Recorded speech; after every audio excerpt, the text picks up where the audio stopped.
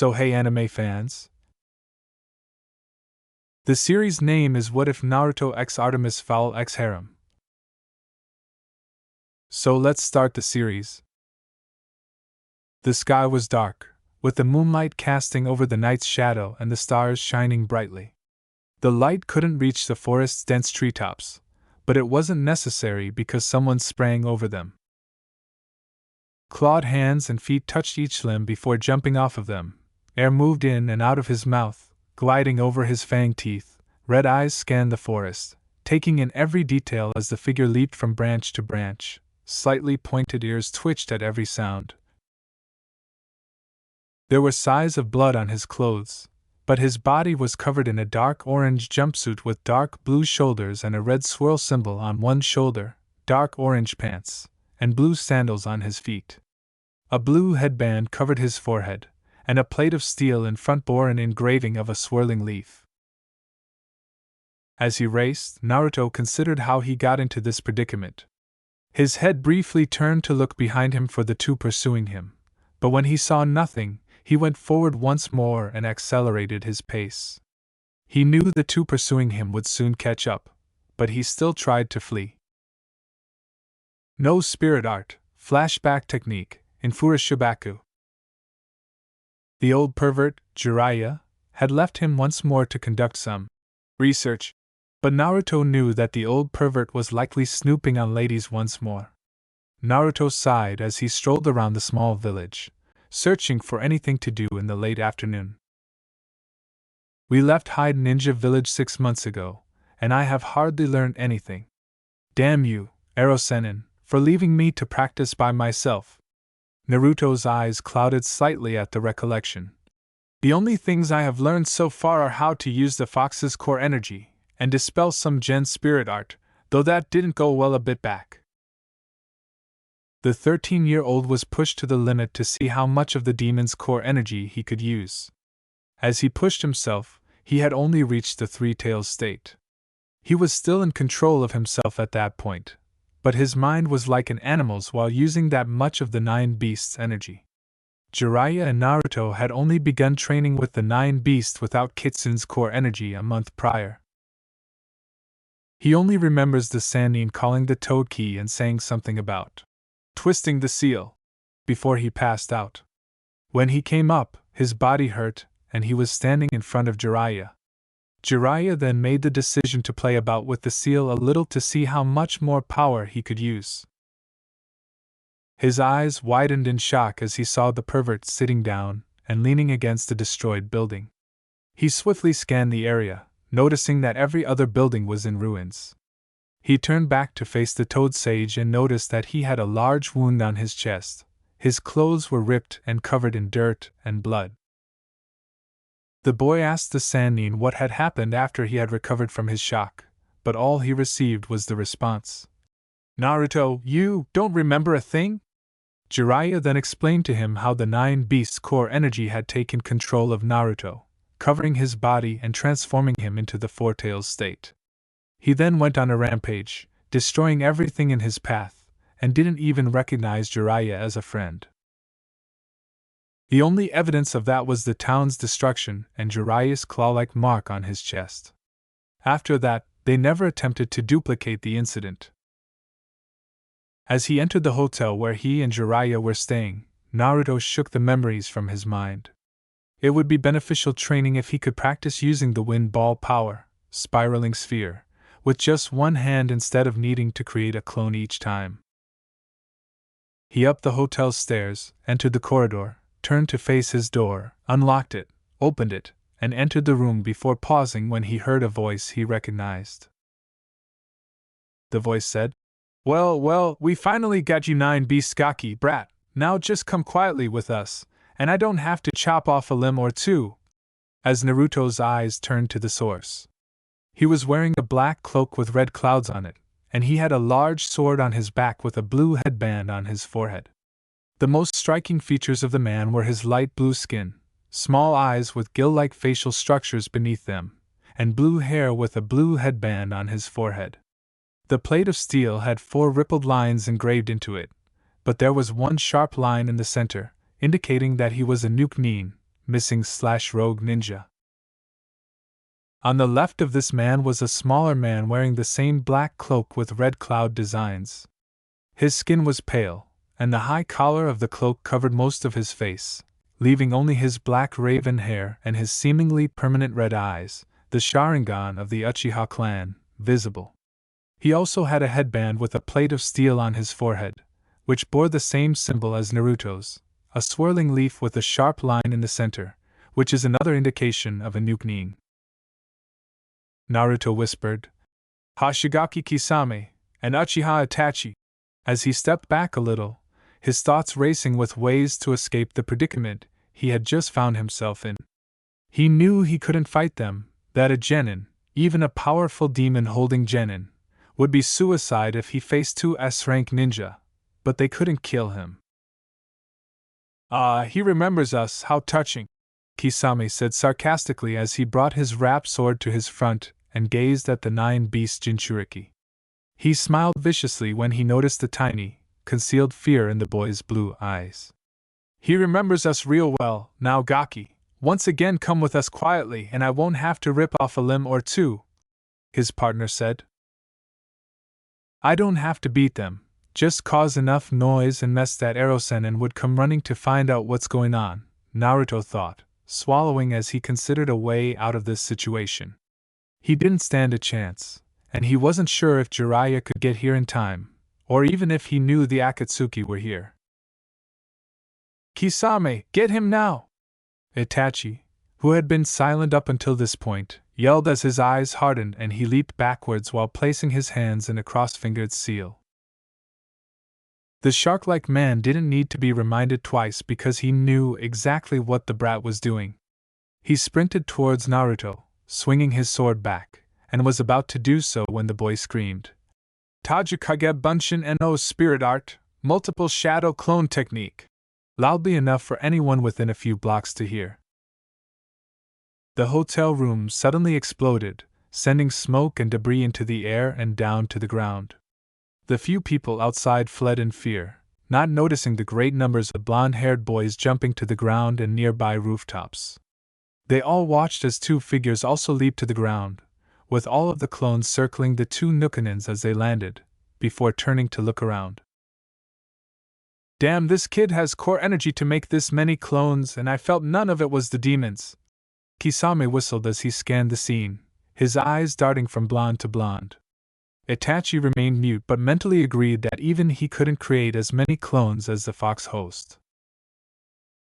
The clones at the back moved together as some assisted one another in creating wind ball powers, while others pulled out ninja tools.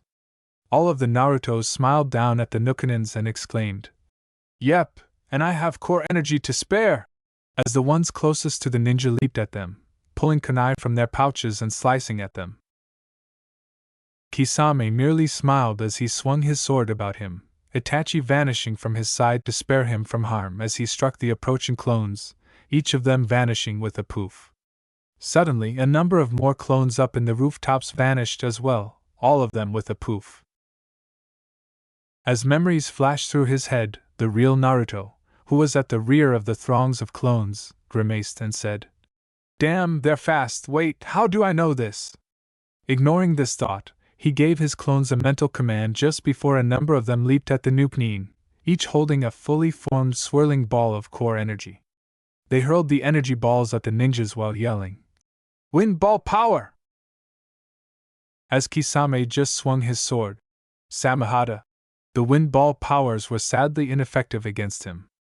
The blade moved slightly as it tore through the clones and their spirit art, absorbing the core energy as the bandages tore away, and each clone vanished in a puff of smoke. Only one clone had survived and was slowly falling to the ground with the wind ball power still in its hand. The clone looked down and then thrust the ball of core energy down to the ground. The clones against Itachi weren't much better. The Uchiha vanished, leaving the Narutos flying at nothing before the majority of them went poof in midair, something having hit them. The area was rocked by another explosion that sent dust flying everywhere. When the dust settled, the area was once again revealed. A large, swirling crater was in the middle of the street, with a few dozen Narutos and the two Nukanins on one side. The real Naruto, who was surrounded by the clones, thought, "Where the hell is Ero Sennin?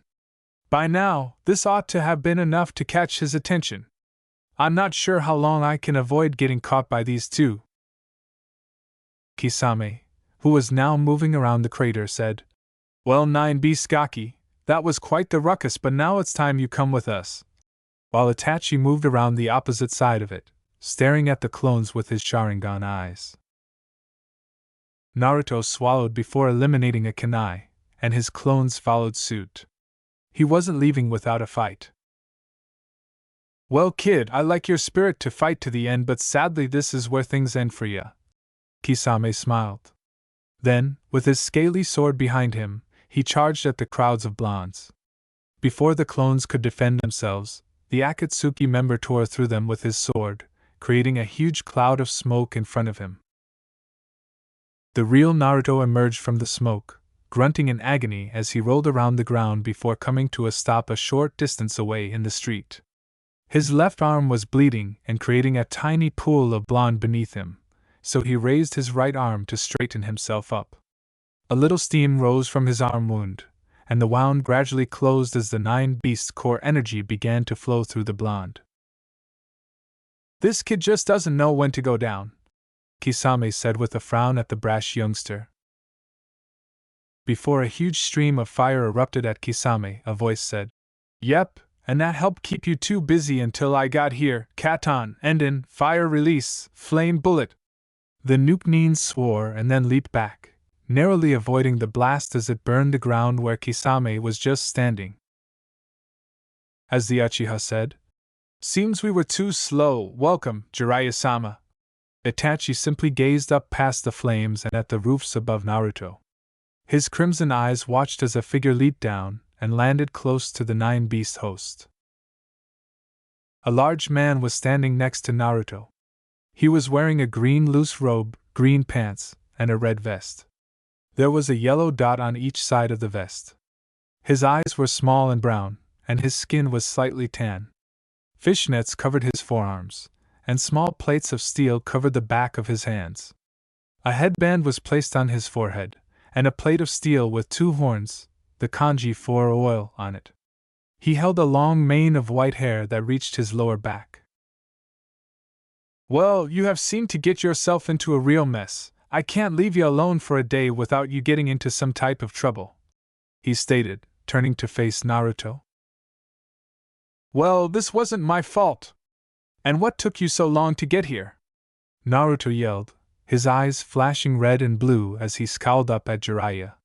His voice was a combination of his typical boyish voice and a deep, almost demonic one. "He's getting more aggressive," Jiraiya said, narrowing his eyes as he turned to face the 2 Nukanins. "The fox must be trying to force its core energy into Naruto, or worse, Naruto's anger is drawing out the power," he said, sensing whispers of demonic power coming from his student. "In any case, we have to get out of here. This is too crowded and cramped area to fight these two. Too many people could lose their lives here," he said, pausing in his thoughts. Jiraiya turned to the Akatsuki members and said, "Well, true, isn't it really your fault they are after you and why I took so long to get here? Well, I will tell you later after we are safe. It is a story for another time." Before saying, "Now why don't you two leave before something bad happens to you?" Kisame said, "Sorry, old man, but we have to get the 9-beast Gaki," freeing both of his hands by placing his sword on his back.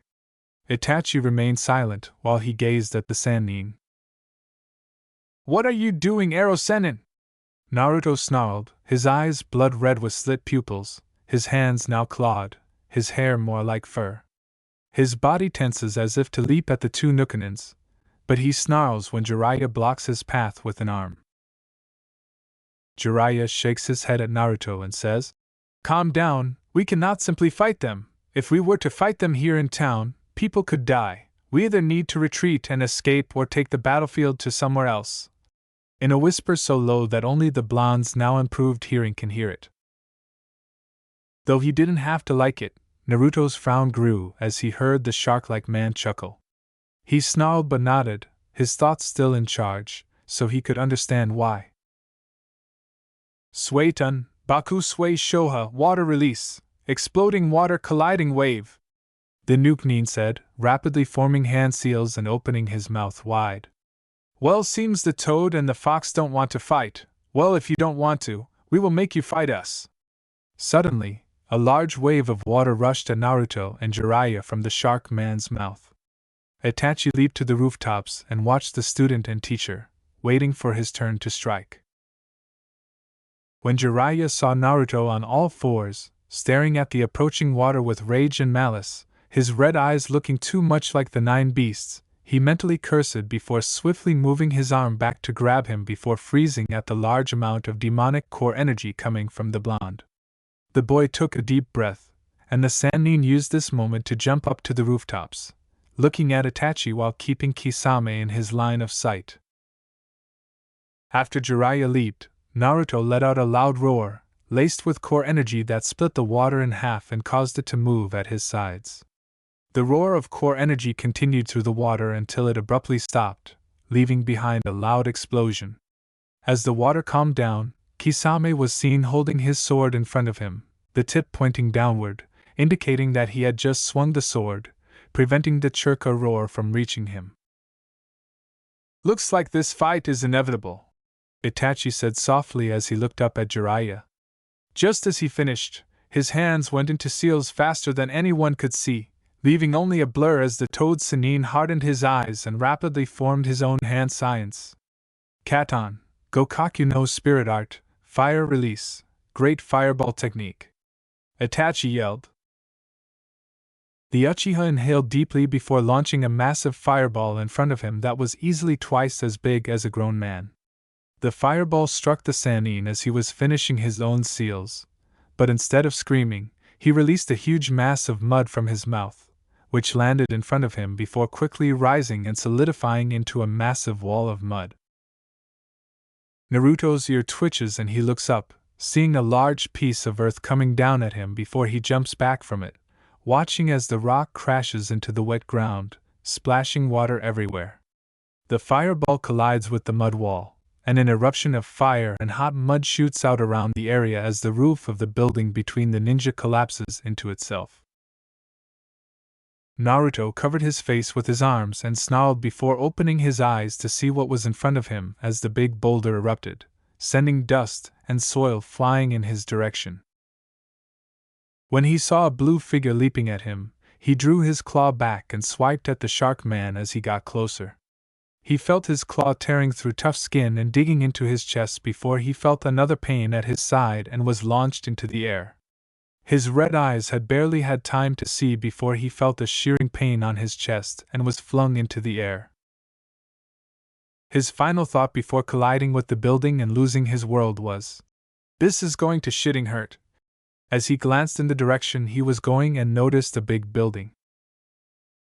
When Naruto woke up from his sleep, he grunted as he tried to move around his fingers and tried to push himself up with his elbows because he felt like he was on his back.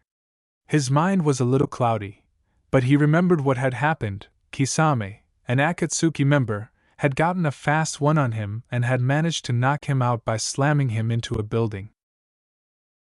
Well, the fox is good for something at least, he thought, slowly opening his eyes as he wondered what had happened. He got his answer as his eyes fully snapped open, looking in horror at the area in front of him. He said, feeling the core energy of the 9 beasts rush through him, healing his wounds and lessening the pain. When Naruto stood up, he looked at the craters and scorch marks engraved into the ground. He recognized some of them as marks of wind ball powers hitting the ground.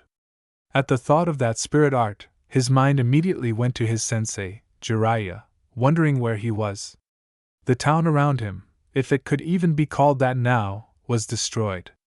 Buildings were nothing more than rubble now, crushed by some unstoppable force.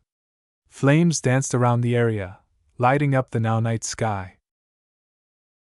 The toad Sannin's voice sounded from behind the blonde. Naruto! As if Kami had heard him.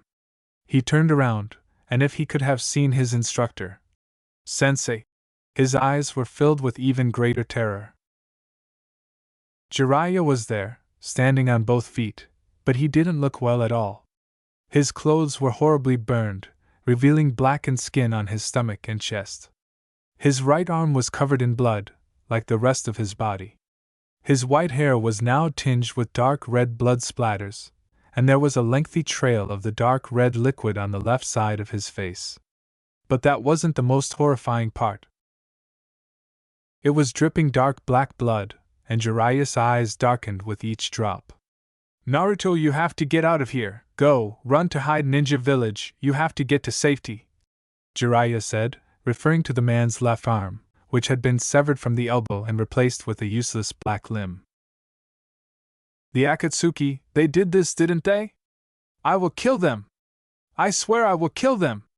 Naruto growled in rage, feeling more of the demon's core energy coursing through him. He did nothing to stop it, and his eyes returned to their deep red color, the pupils slitting once more, while his hands and feet began to grow claws.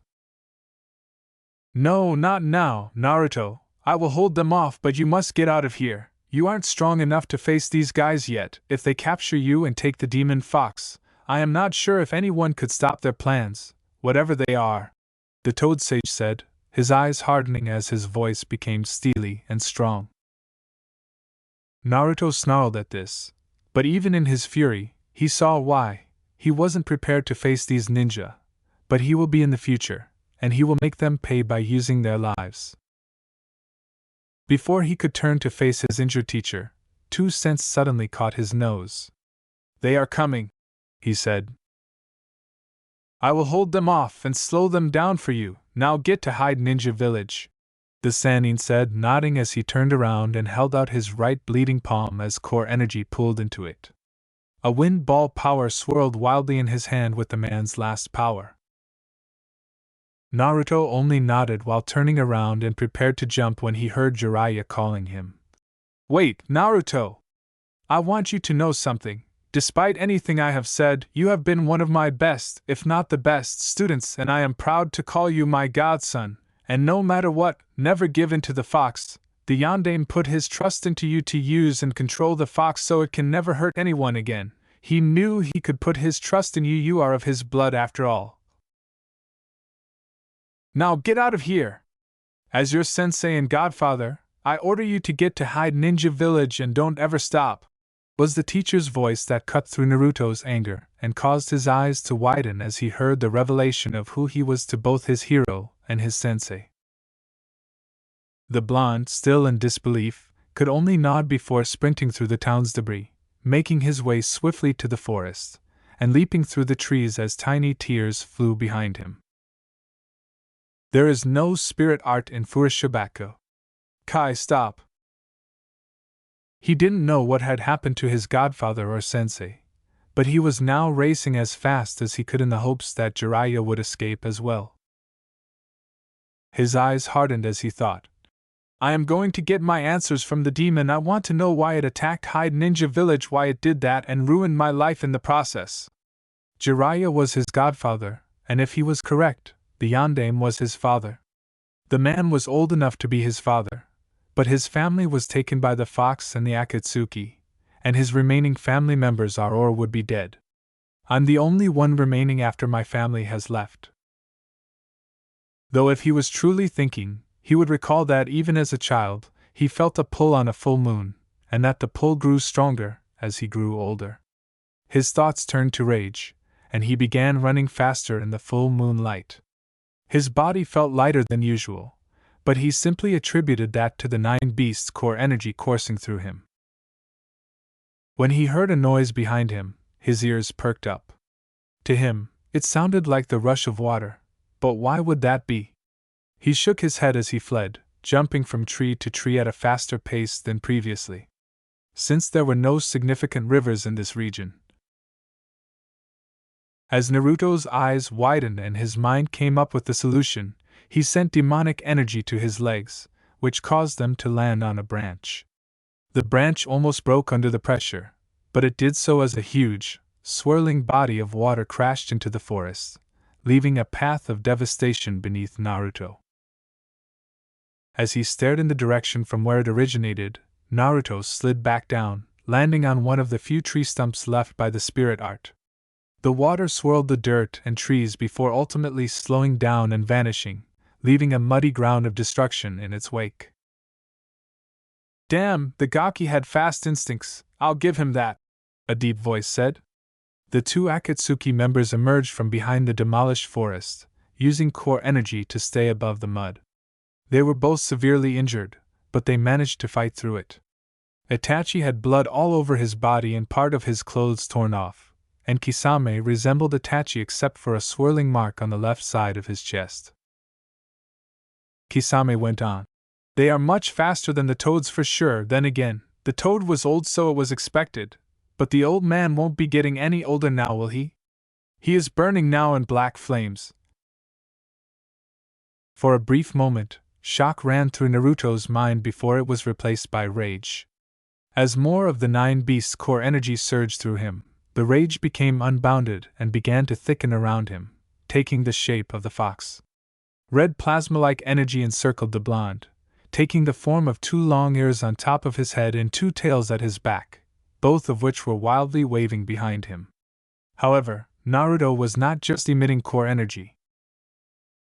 Additionally, Naruto was leaking murderous intent, all of which was aimed at the two Akatsuki members. They were both taken aback by the boy's intensity and a little afraid of it. They had never experienced this level of hatred before, but Itachi sensed something different about this. Even though he was young when the Nine Beast no Kitsune assaulted Hyde Ninja Village, he could still recall the deadly intent it exuded. However, he sensed something more here. Naruto was emitting intent, nearly as much as the demon fox did at the moment. "We need to end this quickly because Naruto-kun is very angry and is drawing out a lot of the demon's core energy." However, Uchiha's Sharingan eyes are fixed on Naruto, and if he pulls too much, he could be able to match us or worse, kill himself with all the demonic core energy. When Naruto used the demon's core energy, it used to feel like his core energy and the demons were working against each other, burning him, but now it felt like they were working together, almost fusing into one. He liked the feeling because it gave him power to beat anything, power to kill these two who had taken his last family member. Naruto snarled in rage at the two Nukanins, his body feeling on fire but almost in a good way. The Nine Beasts' room was red. Pipes entered and exited a huge cage that appeared to have enough room for a mountain inside its chambers. A big gate with two doors was locked, but instead of a lock, there was a piece of paper with the words "seal" in kanji on it. Red energy was pouring out of the gate and through the pipes, and two big eyes watched from behind the gates, each of them full of glee and malice. "Yes, Kit, use my power, use the power in which you humans call core energy and spill blood with my power, and show the world to once again fear my power." It may not be able to go yet, but being in this kid never got dull. The demon fox laughed as it watched as its core energy vanished, filling its host with power and anger. Suddenly it sensed something was wrong and turned to its core energy, finding a portion of the sea of red energy gone. "What the?" it asked. All of a sudden, another portion of the strength vanished. "This shouldn't be possible. It isn't going to the brat. Where is my power going?" the demon asked, its eyes widening as it considered the situation. A second later, another portion of the sea energy vanished, and an answer, possibly incorrect but yet feasible, came to mind. "Is the magic coming undone?" Kisame didn't even have time to raise his sword before he felt a punch, or rather swipe to his cheek, and was sent flying through the forest, leaving a trail of fallen trees as his body crashed into them. Naruto felt lighter suddenly and then used this moment to attack. He quickly squatted down on all fours and vanished, leaving dust and debris everywhere where he was exploded. His partner would be fine because he was made of tougher material than most humans, but he would need to finish this quickly. If Kisame couldn't move before the Nine Beasts hosted him, then any more core energy and Naruto would be difficult to defeat without using lethal force. Itachi saw Naruto move with his Sharingan, and jumped back just before the blonde hit the shark-like man. Naruto hissed before spinning around completely and throwing his open palm at the Nuke. The core energy around his arm erupted at the Akatsuki member, and the core energy claw rushed forward as it grew in size. Naruto turned his head and gazed at the older Uchiha with hateful eyes. Itachi swore at this as he sprang above the core energy and watched it smash into the trees. He began to hand seal, but he was too late for something grabbed his ankle. He looked down and saw that the core energy claw was tightly gripping his ankle. But how? He later recognized that his Sharingan would be ineffective against the demon cloak, but it was too late. My eyes didn't show me this, he said. Even though he knew he was hurrying down to the earth, he kept his attention concentrated on the seals he had begun earlier despite feeling the claw pull him down. When he turned his head and saw the other Akatsuki member approaching the fight arena, Naruto howled with delight as he watched the Uchiha smash into the earth with tremendous force, the arm of core energy holding him vanishing. Kisame grunted, his body hurting from his battle with Jiraiya, and the brat only made it worse. He looked up at the blonde and raised his sword, charging at the demon host in a fit of rage. You shitting shit! Okay, I am going to chop off all your limbs so we don't have any more damn problems from you. He swung at the shark man, his claws thrusting with the intention of killing him, and Kisame dove under them, wheeling around to be at Naruto's side before slashing his sword at the blonde's side. Naruto just grunted in response, his body feeling even lighter now for some reason. Naruto was sent flying at high speeds despite the core energy acting as a cushion for the blow. He collided with a tree, shattering it in two before it fell beside him. Snarling, he looked up to see the shark man approaching him. He slowly got to his feet before realizing he couldn't. He felt as though all of his strength was evaporating. He glanced up at Kisame and saw a startled look on his face before everything went dark. X. Itachi, please tell me you just saw what I just saw. As the shark man examined Naruto's location, Kisame asked, or perhaps more accurately. Itachi replied, Yes, I did actually, after witnessing what had transpired with the young demon host. Something odd had happened as the lad attempted to stand up. His body floated slightly, defying gravity, but it appeared as though he was unaware of it. Then the blonde began to turn transparent, allowing Naruto to see through him to the ground behind and beneath him. Then he simply raised his head and vanished. Growling Kisame, Itachi simply ignored the shark man as he proceeded on a tirade, glancing with his Sharingan eyes at the location where Uzumaki Naruto once was. Great, the leader is going to have our heads for this shit. God damn the 9 beast Gaki!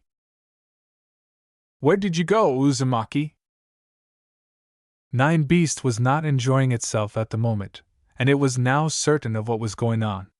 As it was, the fox knew where its host was going, and it did not like what was going on in this tunnel. It was struggling to prevent itself and the boy from becoming nothing, and it was struggling even more to prevent them from merging. 9 Beast detested these kinds of spells. Before it felt like a portion of its power merged with the youngster, the Bija thought. Goddamn Gaki, you had better be grateful that if you die, I die as well. Oops, the brat isn't going to like this at all, but then again, he doesn't like me at all, so I don't give a shit. After the energy displacement explosion, 9 Beasts believed it could rest when they abruptly left the time hole. France, Europe, 14.5 miles from Paris. Though he refused to tell his charge, these little excursions were beginning to wear him down. Nevertheless, it was not the safest or most comfortable place in the world to go through a little French woodland in the dark, especially for a 14-year-old criminal teen's bodyguard. These thoughts belonged to a certain large man named Damavai Butler, or Butler to most people. He was a large Eurasian man who stood nearly 7 feet tall and appeared to weigh 200 pounds, though it was difficult to tell. His eyes were dark blue, almost black, and he was wearing a brown suit with light brown pants, a white undershirt, and a brown tie. His attention was on the teenager in front of him at the moment, but he kept his senses alert to the surroundings. It wouldn't be good if an animal or someone ambushed them. The Fowl family has had their share of adversaries over the years, including his principal or employer. The slender young man in front of him was his employer. He had a black open suit, a white undershirt, and a black tie. Below the waist, he had black pants. His skin was pale, almost vampire pale, and he had large, piercing blue eyes and raven black hair on his head. All in all, it was an odd appearance for a 14-year-old boy, but Artemis Fowl II was anything but typical. Artemis Fowl inherited this trait and had been stealing and adding to the family fortune since he was a child. Although his values have changed in recent years, he still believes that there are people who deserve to be stolen from. This fact was demonstrated by the fact that the child had the highest tested IQ in Europe and that his family was a billionaire. But apart from Butler, this isn't really what sets Artemis Fowl apart from most, if not all, people on the globe. Instead, what set him apart was his interference with the fairy world, or the world of the people. The idea that fairies existed would probably make most people laugh, but they were unaware that beneath their feet was a whole world of intelligent creatures, some even more intelligent than humans, and some slightly less so.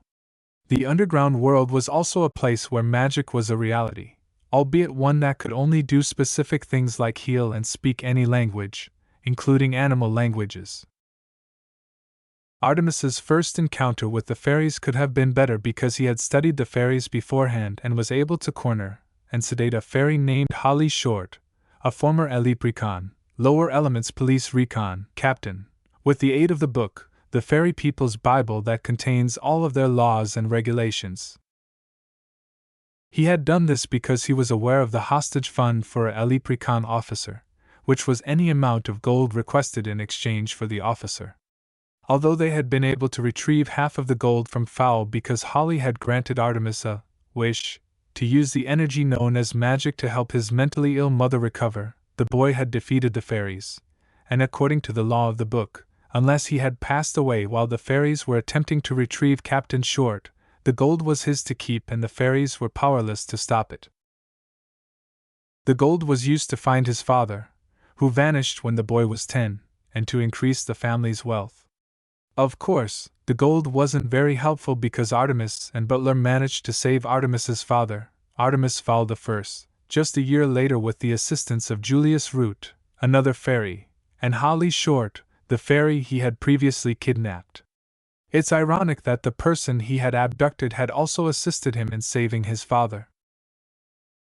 In addition to the years he had become friends with the fairies, they had saved his life and Butler's life once, and he had saved theirs. This was one of the reasons he was out here, in a filthy forest in Western Europe, searching for something. He was out here to help the fairies, all 7 of their families, actually 8. Then, suddenly, Butler said, "Artemis, there seems to be one at the rift this time," growing irritated with this walk. "Just wait a little longer, old friend," the young boy said to the bodyguard. "Because if our visitor doesn't show up within 15 minutes, he won't show up at all, and we can leave." Butler gave a nod. "Good, sooner we get out of this forest, the better, too many covers for people to hide in. Also, where exactly is our visitor appearing?" A startling familiar tingle on Artemis' left hand, which oddly had his index finger longer than his middle finger, or rather, where his middle finger switched with his index finger, caused him to freeze just as he was about to respond. However, the tingle wasn't the only thing that had affected him, and it wasn't just him. Everything in the forest, including Artemis and Butler, was overcome by a wave of bloodlust. Animals shouted and howled as they fled the direction from where the wave was coming, scared of whatever was there. Butler handled this fairly well because he had previously experienced bloodlust, which is something you tend to do a lot when you work as a bodyguard. However, this was because he was fighting against all of his instincts that were telling him to flee, and he had never experienced bloodlust like this before. Everything that had happened before now felt like tiny bug bites in comparison to this monstrous intent. However, he was unable to flee because his charge was still in front of him. However, Artemis was irrationally terrified, thinking, "Something wants to kill me, to rip me apart until I am no more." He was immobilized and immobile due to his fear, his blue eyes wide with dread, and his already pale skin becoming even more colorless. This feeling was so terrible that he could already visualize his own death. A faint red light glowed from the direction the two had been walking earlier, and as it grew brighter and brighter, Butler's sense of danger went into overdrive. He had a bad feeling about this and knew he had to get Artemis and himself out of here. The air was tinged with electricity, and the wind was heavy with the intent to kill. With his back to the light, the big man covered Artemis with his bulky body before he began to sprint away from the glow. He rushed over to the teen's side right away, who was still petrified by fright, and seized him. This was a wise decision because a few seconds later, the light was glowing brilliantly. A howl was heard, and the roar sounded like a combination of a human and a beast, before the light burst into red energy. Anything was instantaneously destroyed by the energy from the location of the light. The trees, the ground, and even the air were burned by the terrifying strength. A strong force of hot wind continued to strike anything outside the blast's range, leaving tiny burn marks on everything it touched. The hot wind smashed into Butler's back, causing him to grit his teeth and scream at the burns. The wind's force was so great that it even knocked Butler off his feet and slammed him against a tree. The bodyguard lost his hold on his charge, who was then flung violently into a tree by the wind, rendering him unconscious. Butler's eyes widened at this and he started to approach Artemis, but he stopped when a second, more intense wave of bloodlust swept over the forest and continued beyond that. The extreme intent to kill struck everything within 50 miles of the area. People stopped all over western France, their minds filled with horror at the thought of their own death flashing before their eyes. The majority of them fell to the ground, screaming in terror, trembling violently, and some even throwing up. The picture of their deaths were generally the same, all of them burning in a great fire as a large demon fox glared at them with red eyes, 9 tails swishing behind it while it howled in glee and insanity. Finally, after a few minutes, the sense of death subsided. The people of France stayed where they were, shocked by the murderous intent, and slowly glanced in the direction of where it came from. They watched a stream of smoke rise in the forest, and wondered if what they saw might not just be in their minds. The smoke was coming from a massive crater from inside the forest. The trees around the hole were pushed away from it, covered in burn marks all over. At the middle of the crater was a humanoid figure. He was on his elbows and knees, so it was impossible to tell how tall he was, but he was about 5 feet 1 inch. His hair was wild and spiky, and with the smoke mostly gone, it showed yellow and oddly red streaks.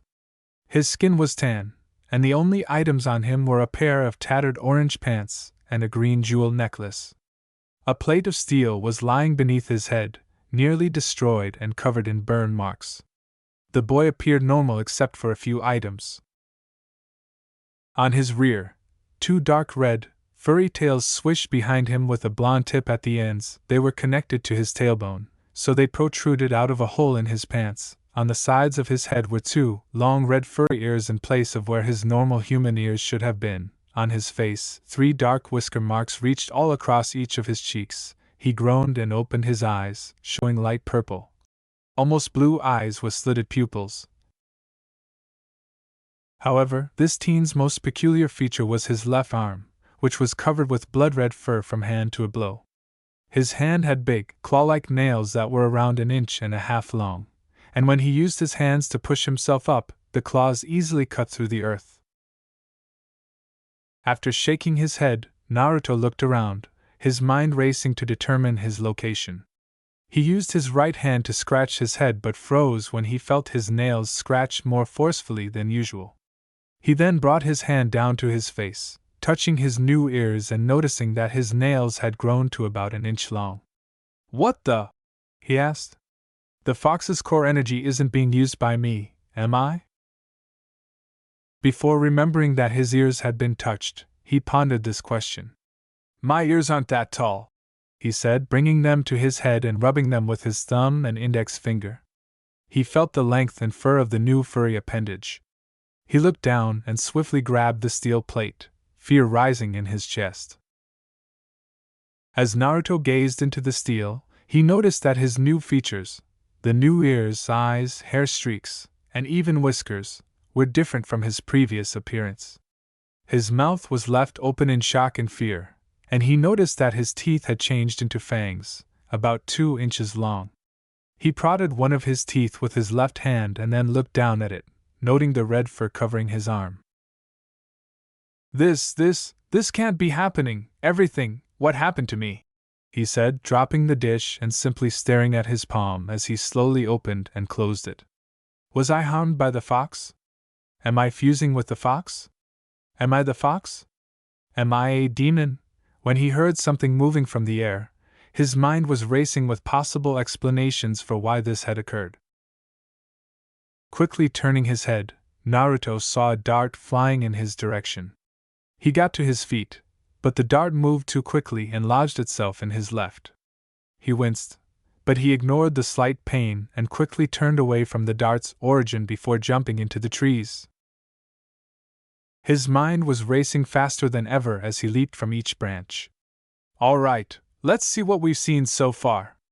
First, I somehow lost consciousness during my battle with the Akatsuki, and then I found myself in a big crater. I don't remember anything, and I look around and all of a sudden I'm looking like half a fox. Then someone, who isn't Akatsuki because they wouldn't have needed to do that, shoots a dart at me, possibly tipped with poison or something. I'm now fleeing from whoever did this. What in the shitting 7 levels of hell happened? A deep voice that Naruto immediately knew said, God damn it, Gaki, shut up! Why in hell did Kami have to put me inside of a loudmouth idiot? Hell has 9 levels, not 7 as you humans think. Well, what humans think anyway. 9 beast! Mentally, Naruto screamed, his hatred at his new state compounded by his anger at the fox, which was now coming back to him. The demonic voice of the Bija stated, Ah, you remember me. I thought I would have to yell at you for a few minutes before you got it. Seems me being in you did some good after all. With a tone full of sarcasm. Wait, Tails? Naruto growled ferociously, his twin tails behind him flapping in his anger. When Naruto turned to look behind him, he noticed 2 crimson tails on his back. His hands were clenched shut, and blood was dripping from his fists as he leaped through the air. Why the devil am I like this, Fox? Why do I have your eyes, ears, tails, and claws? Furthermore, why did you initially attack Hyde Ninja Village? You mess ruined my life, and I want to know at least why you did what you did. I want my answers, you shit devil. As he concentrated on 9 Beast's response, Naruto said this in his head, his body functioning nearly automatically. The fox let out a mental sigh, knowing that after telling this child everything, it would get a headache. Knowing that its host would likely disrupt the story, the fox responded, Okay boy, I will tell you your answers, but for that I will need to tell you everything from the beginning, including where I came from. That means no interrupting me or else you will have to wait for your answers. Naruto only nodded because he was eager to understand why his life had turned out the way it had. Alright, so brat, you see, I'm not originally from your world, I'm from another one. Yes, that does mean that there are different worlds out there. This is the same planet, but it's in a different time and place. In any case, my people were called demons, and they fought against humans some 10,000 years ago.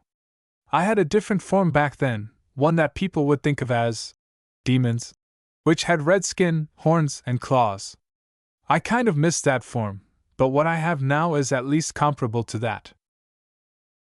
Now we were fighting alongside the other 8 families of fairies. Yes, fairies exist, for the right to live on Earth. The families were named as follows: elves, dwarves, pixies, gnomes, centaurs, goblins, sprites, and the 8th family, demons. We knew that we could never defeat the vast number of people after many of us were killed by the humans, or mud men as we called them. As a result, the fairies decided to go underground and leave the surface for the humans. Well, all of the fairies agreed, with the exception of us demons. We chose to relocate our island, Hybris, out of time and regroup before attacking the humans once more instead of going underground. However, this was a mistake. We had gathered a circle of 7 of our best warlocks, who served as the mentors to the newly discovered warlocks and the unknowing but soon-to-be Bijou. I'm not sure what went wrong, but it appeared that our teachers were sent to Kami knows where when they used the island's volcano to power the time spell that swept over Hybris, and I and the other warlock apprentices were blasted through a time and space hole into your world. I assume that the remainder of our pride was sent to Limbo as intended. 9 Beast stopped here to give its host time to process the information and to give the boy a chance to ask questions. As we all went through the time tunnel, magic, or core energy as the humans in your world would call it, around us went into our bodies, giving us more energy than any other before in history. Along with that, however, we somehow took forms of animals in your world. We don't know how that happened, though we might have switched minds with those animals and our power just came with us into those bodies, the beast said. Alright, so you were sent here on accident. Why did you attack Hyde Ninja Village, and why am I like this? Also, is this the world that you originally came from? Naruto's mind was spinning with all of this information about the Bijou's history. Some of it seemed impossible, but then again, he had witnessed a lot of things that shouldn't have been possible. Well, the kid isn't as stupid as he makes himself out to be, with the last question anyway. The demon fox thought before he responded. I will answer your first question later because I don't want to discuss it right now, but I will answer your last 2 questions now because I don't really have an answer because the time tunnel isn't a straight line from one place to another. At the time you were knocked out, I was trying my best to prevent our particles and such from merging with the time stream, and finding it more difficult to keep us from fusing together. That's why you are the way you are now because I didn't completely prevent us from fusing. Normally, since you gained some of my power, like my claw, ears, tails, and eyes, I would have gotten those parts you lost, but I didn't because in the seal, my physical form is made of pure energy, and I can just reform my body parts with energy. You can't, so you're stuck like that.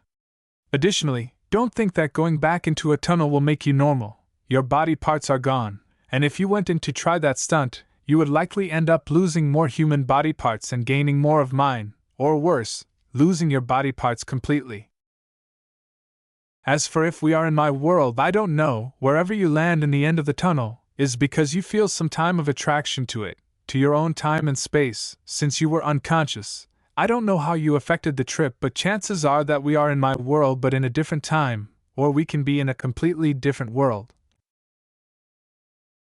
Naruto nodded, comprehending the gist of this, but his head was aching now. Based on what he understood, they were in a planet they had never been to before and had no practical means of returning home. But how had they gotten here in the first place? Naruto questioned. Well, I think I understand sort of what you are saying, but how did we even get into a time tunnel in the first place? I was fighting the Akatsuki at the time, and I doubt they have something that can do this to us, and even if they did, they wouldn't send us to an unknown world where they might not even be able to get to. 9 Beasts let out a sigh, and Naruto quickly realized that the fox was the source of the agony. Remember when I mentioned that the time spell caused the warlocks to go wrong? It wasn't the Akatsuki who did this. We went via time tunnel, so I know what's going on. The curse is breaking, returning all the demons involved to our original home, including the Bijou. Since I'm sealed inside of you, you went along for the voyage. So you mean? Naruto murmured as his thoughts finally caught up with what had been stated. Naruto finally stopped jumping as he landed in a tree at the edge of the forest and looked out, seeing cities and towns. A rush of dread, misery, and agony passed over him.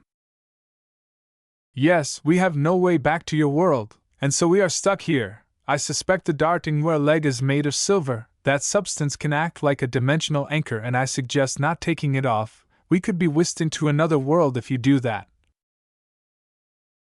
Naruto ignored the fox's words as he reflected on the events of the day.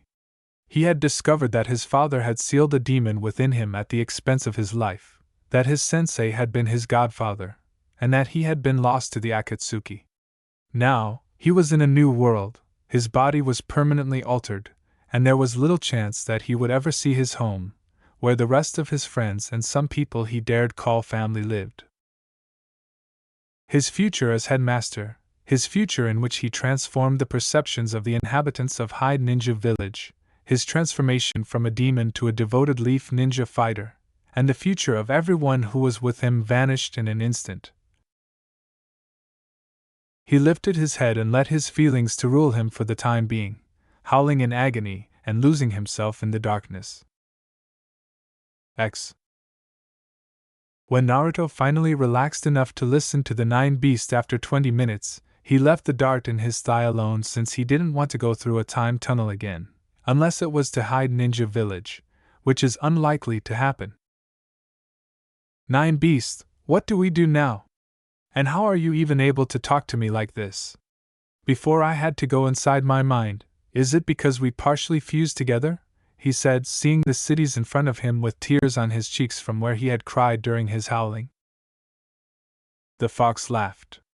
Honestly, boy, I don't know, we could just try living here, might as well, though we should get to know this world first, wouldn't do well if we did something only to have a town or nation on our ass, and you are right on the nail, us fusing had weakened the seal very slightly, not enough for me to escape but enough so I can talk to you. I think that in the fusion, my mind fused with yours, you are a lot smarter now. Should you, fox? And fine, might as well learn about this world, Naruto said, his eye twitching at this and giving the fox the mental equivalent of a glare. He sighed and was about to jump when he heard a noise. He stiffened up and moved into the trees, hiding behind the branches and glaring in the direction of the sound. He watched as a large, bald man with burn marks on his suit helped a black-haired teen walk out of the forest. He narrowed his eyes, wondering if these people were the ones who had shot him with the dart that was now in his leg. If they are, who are they and why did they do that? Do they know about the demons returning and wanted to computer one? He asked himself, not surprised because he had heard back in Hyde Ninja Village that people wanted to use him as a weapon. As 9 Beasts considered this, Naruto watched the two individuals walk to a nearby road. He listened intently. His hearing improved and he was able to hear much better than before. I don't think so, Kit. Look at the burn marks on both of them. When we had appeared in this world, we released a lot of my energy. They were probably hit by it and were unable to move, but that makes me wonder who could have been able to shoot after the explosion, he said. We have to get out of here before the authority arrives. We are lucky that they haven't arrived yet. Then again, with that feeling, I doubt anyone would move quickly, the teenager remarked. What the heck language are they speaking? Said Naruto, blinking, unable to understand a word these individuals were saying. Naruto felt a slight pain within his brain before he could even inquire why. His eye twitched at the agony before it ceased. Hold on a second, brat, he said. What was that for? Calm down, brat. I was checking which section of your brain has the specialized language area. It seems to be in the left side of your brain. It is time to learn one of the fairy gifts of magic, gift of tongues. Send core energy into the left side of your brain and you should understand whatever they say. Luckily, because of the trip, you are now part fairy, part of the demon race, and can use this ability. With this, you can probably even understand and speak dog, explained the fox, mentally. Calculating how much the trip had impacted the boy's brain, he was more intelligent but an idiot. So this language, English, is what they are talking in. And wow, feels like I have always known these words all my life. Naruto nodded slowly at this and sent core energy into his left hemisphere of the brain. A moment later, his mind was filled with hundreds, not thousands, of new words, each of whose meanings dug into his brain. He ground his teeth together to prevent himself from saying the words aloud. 9 Beasts laughed. Yep, and you will never need to study a language ever again. It will come naturally to you. Of course, this is only one of the things magic can do. I admit that people in your world did a good job in using it, but there were some things they never thought of using. The blonde smiled at this and then turned to listen to the two persons crossing the street, utilizing his newly acquired vocabulary to decipher their words. This world is different from my own, and so they got a blast of 9 beasts killing intent. That had to be bad, the taller man said as they crossed the street and approached a strange machine that Naruto had never seen before. I doubt that even the military would get here within an hour. I am still recovering from whatever made that bloodlust, he said. Yes, the pale teenager said. I didn't expect a demon materialization to be that explosive. And the demon host froze from his position in the tree. Since these two individuals were aware of the demon's return to this world, it is highly probable that they were the ones who shot him with the dart. Kill them, boy! Kill them for wanting to enslave my kind! The fox growled in his head. Then scatter them into the air and burn their carcasses until they are nothing but ashes.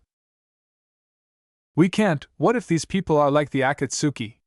There can be more than these two wanting to capture demons, and if we kill them, we won't know who else is in on this. Jiraiya had drilled into Naruto's mind before he obeyed Nine Beasts' command. Fine, then follow them, but make sure they don't know about us. They could have us fall into a trap, said Naruto, nodding as he heard a strange noise. He looked in the direction of the noise and saw the people inside the machine. He waited until the machine drove a little down the road before sending core energy into his legs and jumping after them, keeping his distance. Nine Beasts snarled but nodded, knowing that there was that chance, and if there were more, it wanted to capture all of these people and then rip them into nothingness. He had woken up a little later while Butler had him over his shoulder, walking through the forest.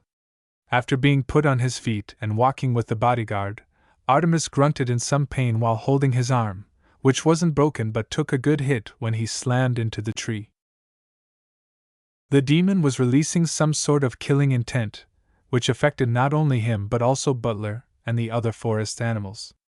Since no one was present to witness the explosion, it is likely that authority throughout West France was affected. He never anticipated an explosion like that, though it might have been possible that there was some sort of energy displacement, and it exploded when the demon appeared. But the sensation was terrifying and was never mentioned in the book. Whatever it wasn't a normal demon or even a demon at all. It might have been an imp, which is what demons are called before they warp, also known as going through puberty and becoming fully grown demons. It might have been an imp who was a warlock, but if it were a warlock, it couldn't ever become a demon because it would lose whatever magic it had. He would need to question Foley about it though, as it wouldn't explain the sense of death. Foley was the source of the calculations regarding the location and timing of the demon's appearances. Well, not exactly. More like he acquired the information from the centaur.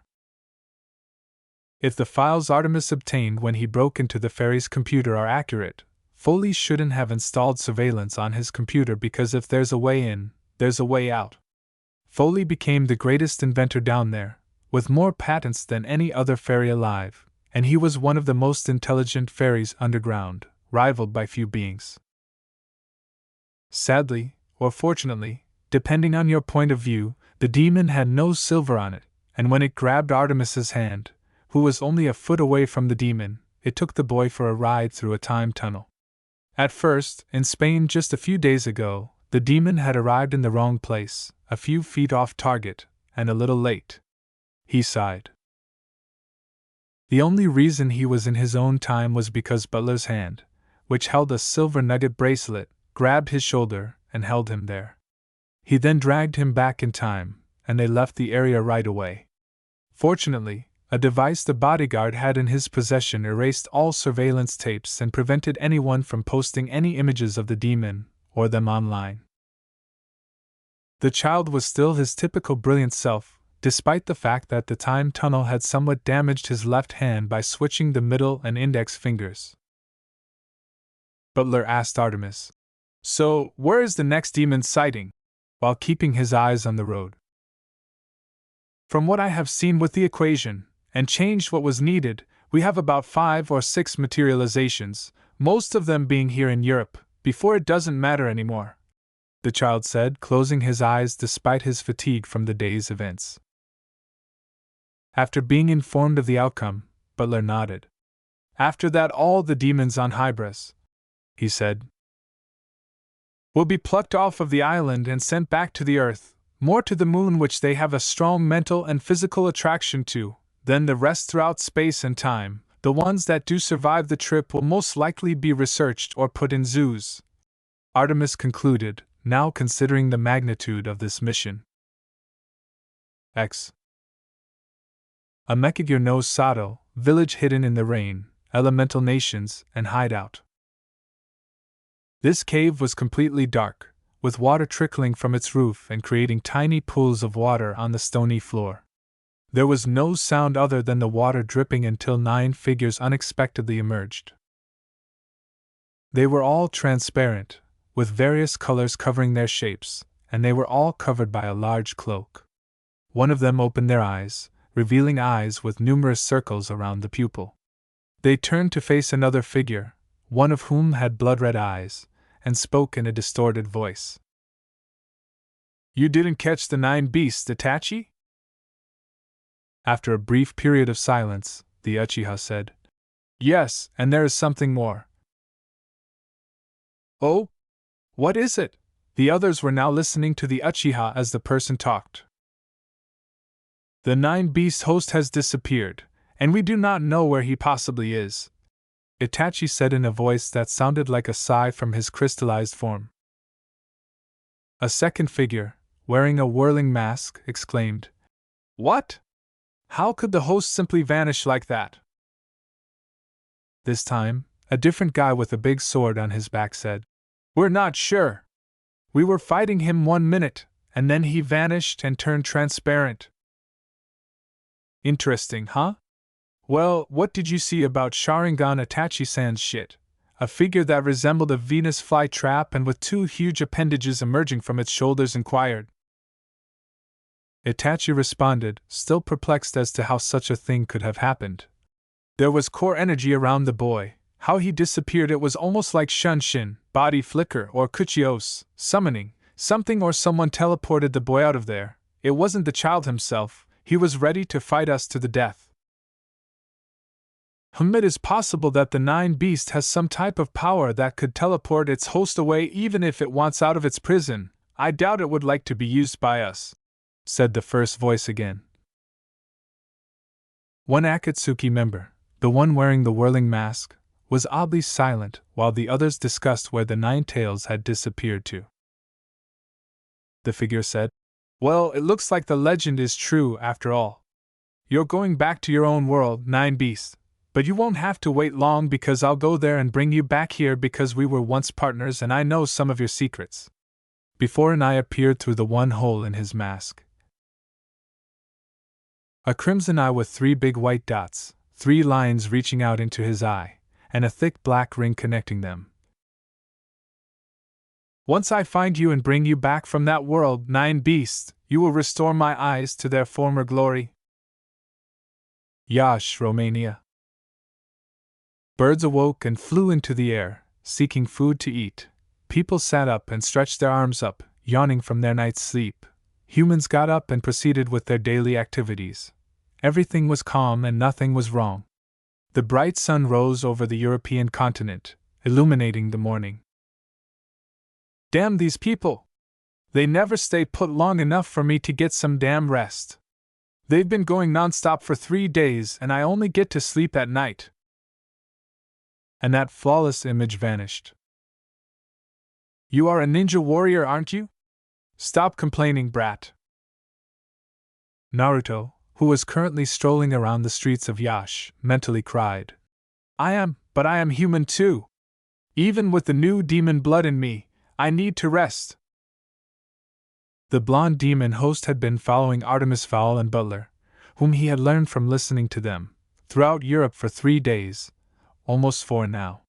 He had quickly figured out his location in this new world by reading signs in French and other similar languages, and he was grateful for his new gift of tongues. because he would have been completely lost without it. Sadly, he didn't hear why they were going to the next demon materialization or whether anyone else was involved in this little hunt. He had kept his distance while following these people through Europe, so he only heard a few things from what they had to say. The man was a bodyguard or servant of some kind to the pale teen. They were now going to the location where the next demon would appear, and it seemed that this Artemis was extremely wealthy. Naturally, he had taken care to follow these men, even if he was only watching them from a distance. However, because he was new to the world, there had been occasions when he had to briefly go outside and he wasn't sure if the bodyguard had noticed him. He hoped not, because although Butler was enormous, he might now be a demon. He sincerely hoped the bodyguard wouldn't notice him now as he was walking down the street just a few yards from his two targets, who were on their way to the Palace of Culture. Normally, he wouldn't have been out in the open with his new self-changes, but somehow, through his ninja training, he had acquired some clothes. It wasn't that difficult. All you had to do was use a henge transformation, and nobody would have noticed you leaving the store wearing some of their clothes. He was currently dressed in a dark red jacket with a hood over his head, black pants with 2 orange stripes down each side, and a dark orange shirt underneath the jacket. His hands were wearing black gloves, and he had a henge over his ears, tails wrapped around his waist, and claws just in case. But even with the clothes, he was still wearing his ninja blue sandals, which somehow survived the impact when he landed in this world. I must confess that I enjoy the colors. Nine Beasts laughed. Dark red and black, the colors of blood and darkness, are true demon colors, and they're far better than that blasted bright orange outfit you used to wear. I don't want to die from one of those guns either, even if I would have liked to see how people on this planet would have responded to your appearance. I like the colors too, glad I could keep some orange though, and I don't need people running from me and then capturing me just to use me as a lab experiment, or just plain kill me out of fear, Naruto said, giving a slight nod in response. Don't you think you made enough of an appearance with what happened in France? Naturally, he quickly learned about television since he was here, but he would never comprehend how they operated because he didn't want to waste his limited time trying to figure out how they produced moving images. On a public television, he had heard news reports about the forest where he had landed. It seemed that they had explained that the explosion had occurred along a volcanic line, which caused Naruto to perspire. Who the hell thought it was a good idea to conceal the explosion with a ridiculous story? Most, if not all, of the people within 50 miles of the explosion fell to the ground, trembled in terror, and screamed. All of the people interviewed by the news media claimed to have witnessed their deaths at the hands of a demonic nine-tailed fox. It appears that the intent of Nine Beasts to kill people spread far and wide. Nope, I must admit that it was a positive first impression. It's encouraging to see that even my initial appearance in a foreign land could frighten people. Following the fox's response, Naruto pondered, for the second time, how much the demon enjoyed death, fear, and all such things. They should be happy that the killing intent only came from 2 tails of my power, or else there would be many dead people from heart attacks, he said. Before focusing on his 2 targets, the blonde shook his head and ignored the crackling of Nine Beasts. His mind was trying to figure out what he would do if a demon actually appeared and they attempted to capture it. They must have some sort of plan if they could even tell where a demon was showing up. And even though he didn't want the demon to end up in the wrong hands, if he interfered with their plan, it might reveal the demon and himself. Then there was the issue of whether he would allow the demon to go through dimensions or try to keep it in this realm. He was aware of the potential dangers of time tunnels, and the sensation of his new furry claw beneath his henge served as a reminder. He didn't have any silver on him, save from the ring on his right hand, which was formed from the silver from the dart on his leg, so even if he wanted to keep the demon here, he wouldn't have any means. He had become irritated with the dart in his leg on the first night of pursuing his 2 targets, so he asked the fox if there was anything it could do about it. The fox responded quickly, saying that he could melt the silver into a new shape using the heat from its core energy. After some discussion, they decided on a ring shape, which was small and easily made from the little silver they had. However, this consumed all of their silver, and they were now without a means of retaining another demon in this world. We could just let these people do what they did to us, stick a dart in the demon's leg. With that, the demon would be stuck in this world and we could just easily get it out of here. Well, if his appearance didn't cause an international incident. If not, we could always wait until its abductors were out of sight, since if they have a plan it will be a good one more than likely, then take the demon from under their nose. Thought the bijou, before stopping and adding. The demon could assist us in torturing and killing the others if it so chooses. Alternatively, you could simply kill everyone save the demon and the two bitches, leave no witnesses, and have the two jerks discuss their intentions and who else is involved in this small-scale hunt. You know you actually had a good plan going until you got to the death and destruction, then you just went shitting demented, Naruto said, his eye twitching as he listened to his tenant's wild laughter. As they passed the gates to the Palace of Culture, the blonde simply ignored the fox's crazed laughter and turned back to his two targets. I will stop you bastards, he said, the side of his mouth twitching upward. Sunigakure no Sato, Elemental Nations, village hidden in the sand. Over a vast, light brown hamlet, explosions erupted in the blue sky, sand rose from the earth, and each stream encircled the others before hurtling at a massive white bird in the sky at amazing speeds. The man riding the large bird smirked, his long blonde hair waving behind him as his blue eyes searched the area above Suna for something or someone. He had a black cloak with red clouds on it, a black headband covering his forehead, and a rock symbol with a line across the middle, which was the symbol of a nuke. The bird opened its wings and then flailed them wildly, quickly fleeing away from the sand as it tried to keep up. The blond man's grin widened when he noticed a figure in the distance, encircled by a lot of swirling sand. So there you are, Jinchuriki no Ichibi, human sacrifice of one tail, he said.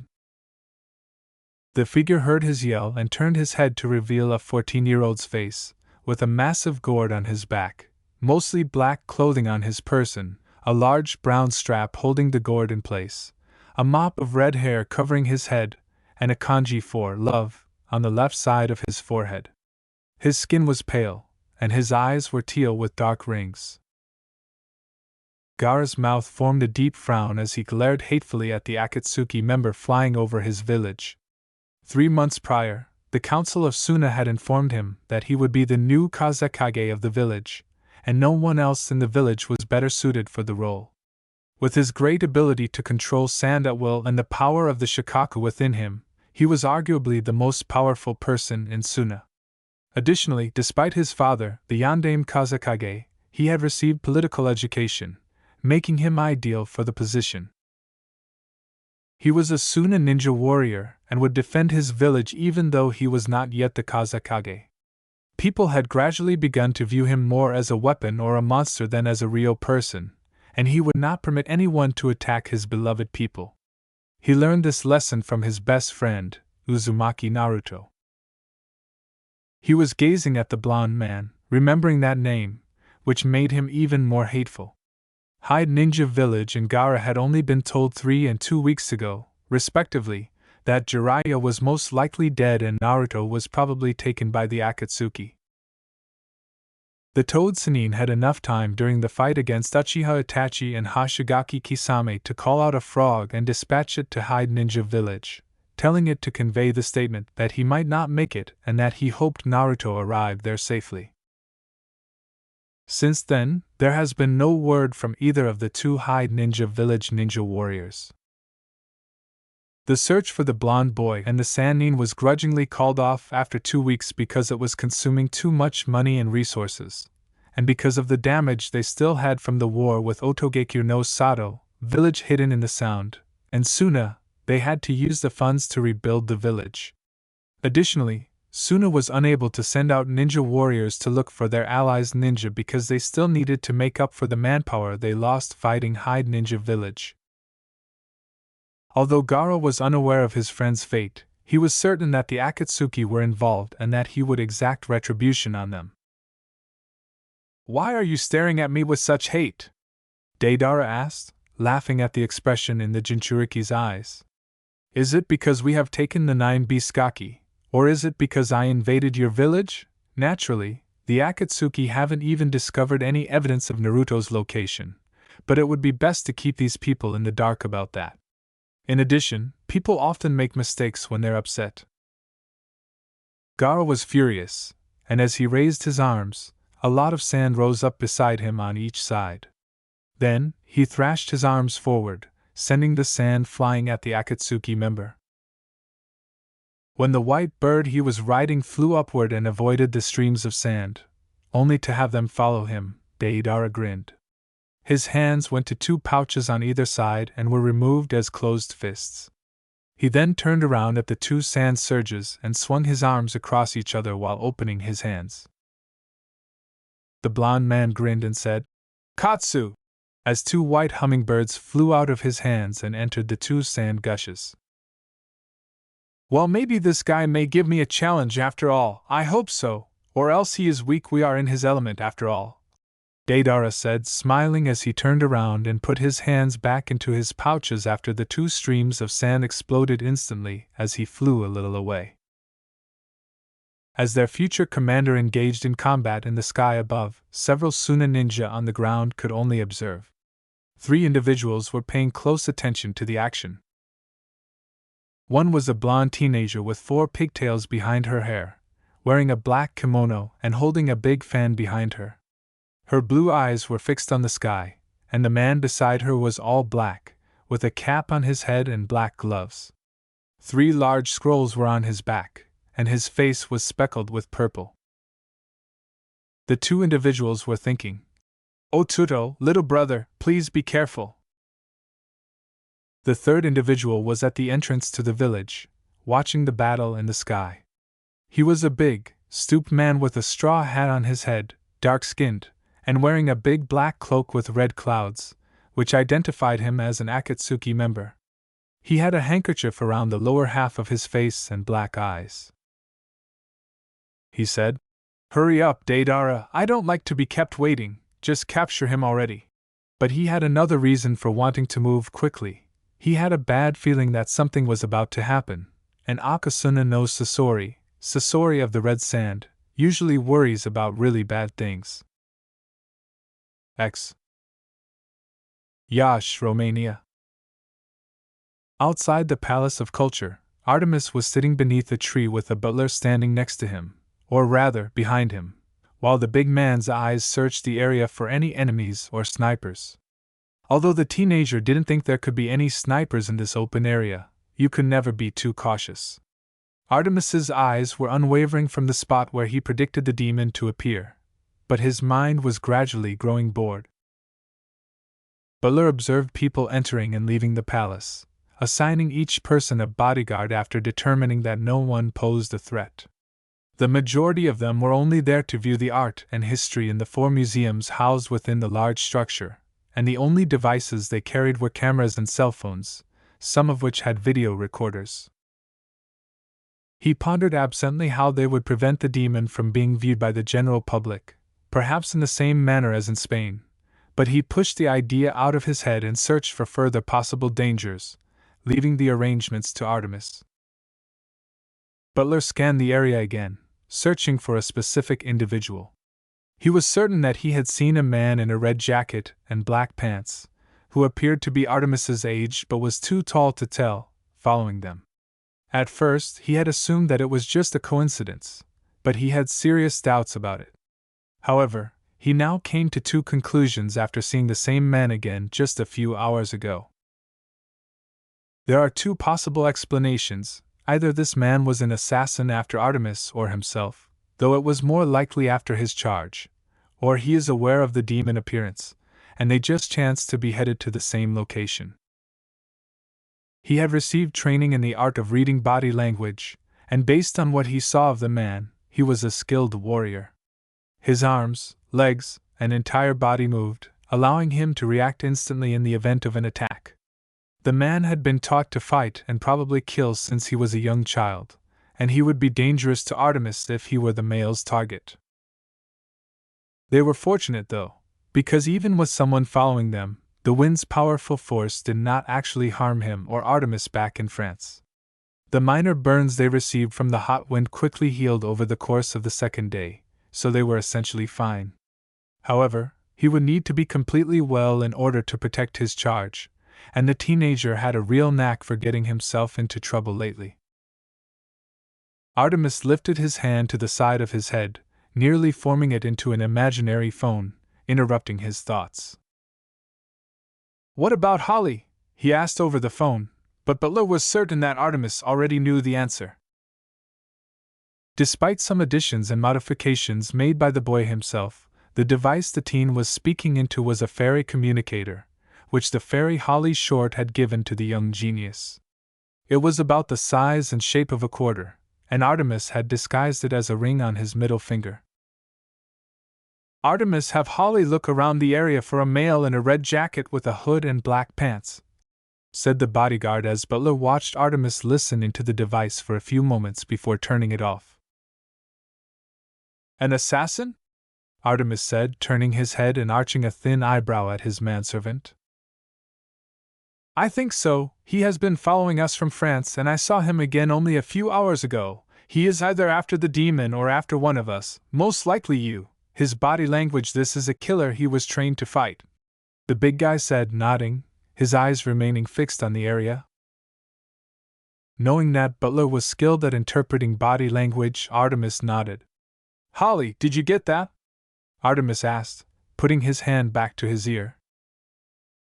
The elf added, "She is going to check it out," and the Irish kid nodded again before hanging up and reversing the phone to its ring position. Butler gave a small nod of comfort at this, but he was still plagued with a horrible sensation in his stomach. The man seemed familiar, though he wasn't sure how. He thought he had met him before. X. Hazel's eyes, concealed behind a black helmet that encased the entire head, peered around the area surrounding the Palace of Culture from above. However, since only rats and 2 species of monkeys could see through a fairy's shielding, the figure in the black uniform was safe from human sight. From the helmet, a voice remarked, "I knew one of these days little Artie would have someone aiming at his head." Holly responded to the voice by saying, "Well, of course, the mud boy is always up to something. It was only a matter of time, though this is a bad time for it," as her chestnut-colored skin stretched and her mouth formed a small smirk. Over the course of their 3-day trip to Romania, Artemis and Butler got in touch with Holly and Foley, who were now employed by Section 8, a fairy organization whose primary goal was to keep an eye on demons' sightings and prevent humans from capturing demons. Although they have recently received missions that are too delicate for the typical LEP to handle, their primary goal remains demon watching.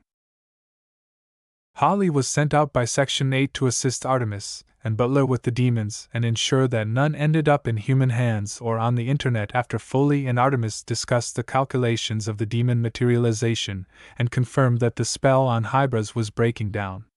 However, she now had new responsibilities. They wouldn't let anybody pursue Artemis because the young adolescent was the only one with the intelligence to assist the people with the demons that were appearing everywhere. She searched the area for the man in the red jacket and black pants that Butler had described. "Try running a thermal. Our assassin is probably hiding somewhere, and you should find his hiding spot easier," Foley, who was underground in the Section 8 base several thousand feet, said. He was currently monitoring all of Holly's statistics that were being recorded and sent to him, as well as the world as seen through the helmet. As the elf nodded and turned on the thermal filter, the people below abruptly turned into blobs of heat signatures. She glanced around, noticing Artemis and Butler's heat signatures on one side of the space before turning to the other. She avoided looking inside the building because it would be impossible to locate any single heat source there given the large number of people inside. She blinked and then grinned when she noticed a single heat mark concealed behind a building's pillar. She turned off the thermal and returned her helmet to normal view. She read the building's name on the side as she flew slowly toward it. Casa do Softii. Weird names mud men come up with, she said. She flew close to the building and saw the figure there. It was the man she was looking for, wearing the black pants and red hooded jacket. Although the shadows of the hood obscured his face, she could see that it was facing Artemis and Butler. A gray, shiny blade tip protruded from his sleeve. After considering this, she said to Foley, "What should we do? He is an assassin after Artemis, so we don't need him after the mud boy. Ask him a couple questions or just knock him unconscious." Because the helmet was soundproof, she didn't have to worry about the man hearing her voice.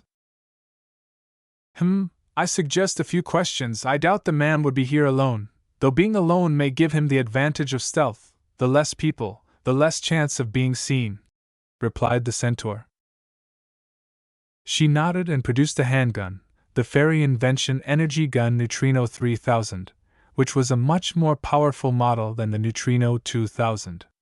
It was primarily powered by kinetic energy and had a backup nuclear battery. Oddly, it was light and had no metal parts. Although she occasionally preferred the heavier design of the Neutrino 2000, the feel of the weapon on her hip was comforting. As she watched him tighten, she lowered the rifle to his back and pressed it against the boy, also known as the Mudman, who appeared somewhat young. "Now, why are you chasing Fowl?"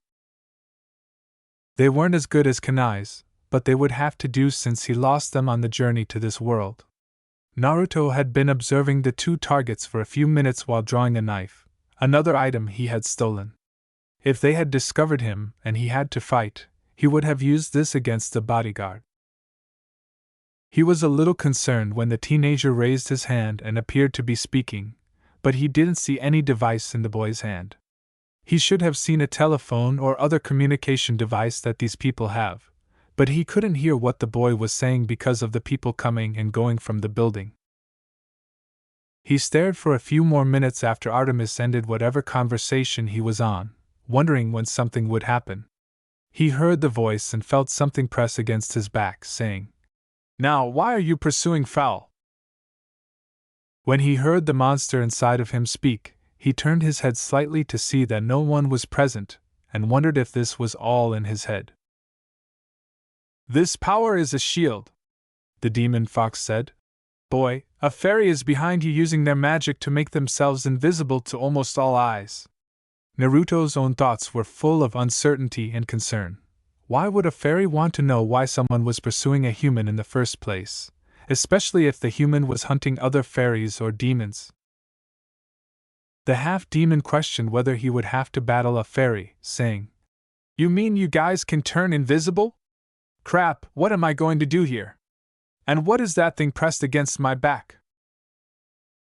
In a way, yes, what we really do is use magic to increase our heart rate to a point where our whole body vibrates at a speed where human and fairy eyes, in fact, can't keep up, and that makes the effect of us being invisible. As for what to do, and what that thing is, I don't know. I am not sure if we should reveal that we know that they are a fairy, and whatever is on your back, it is most certainly a weapon," the beast replied, once again unsure of what to do with the entire scenario.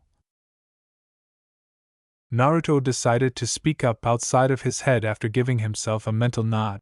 "Who wants to know? Who are you and what do you want with Fowl? That's what I'm going to ask you." As the disembodied voice pressed something against his back, it inquired again. There wasn't really a way out of this, he thought as he growled at it. If he fought the fairy, people would notice the commotion and wonder what was going on, revealing himself and possibly the fairy in the process. If he didn't and just answered the questions, he would give himself away and they would know he was after them. If he mentioned fairies, they might just shoot first and ask questions later. The only way out of this was a very big disturbance, so he could take a chance and escape, but that was extremely unlikely. However, we are all aware of the Uzumaki luck, aren't we? X.